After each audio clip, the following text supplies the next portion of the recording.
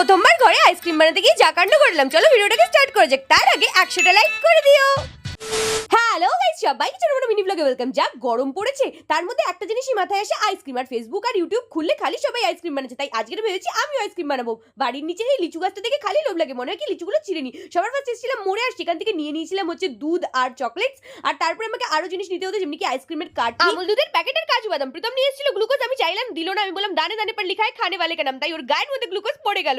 আমি নিয়ে নিয়েছিলাম বাতাস, আর চকলেটটা আনতে ভুলে গেছিলাম, তাই প্রীতমকে আবার নিচে যেতে হচ্ছে। দুধ প্রথমে জাল দিতে গিয়ে দেখি দুধ কেটে গেছে। কি কাণ্ড বলো তো। গরমে রোদে আবার দোকানে গেছি, দুধ নিয়ে এসেছি, আর বলছিলাম যাতে আর দুধটা না কাটে। তারপরে আমি দুধটাকে জাল দিয়ে দিয়েছি, আর দুধের মধ্যে দিয়ে দিয়েছি গুঁড়ো দুধ, আর তার মধ্যে বাতাস। এবার বানাবো চকোবার আইসক্রিমের লেয়ার। তার জন্য যা চকলেট ছিল সেগুলোকে কাপগুলোর মধ্যে ভালো করে লাগিয়ে দিলাম, আর সেটাকে রেখে দিলাম 1-2 ঘন্টার জন্য ফ্রিজে। এবার যে দুধের মিশ্রণটা ছিল সেই কাপগুলোর মধ্যে ফয়েল পেপার দিয়ে মুখ আটকে আইসক্রিমের কাঠি দিয়ে দিলাম। এবার এটাকে 7-8 ঘন্টার জন্য আমি ফ্রিজে রেখে দিয়েছিলাম। ফ্রিজ থেকে বার করার পরে রেডি কিন্তু আমাদের চকোবার আইসক্রিম। খেতে কিন্তু হ্যাপি হয়েছিল। চলো গাইস, দেখা হচ্ছে নেক্সট ব্লগে।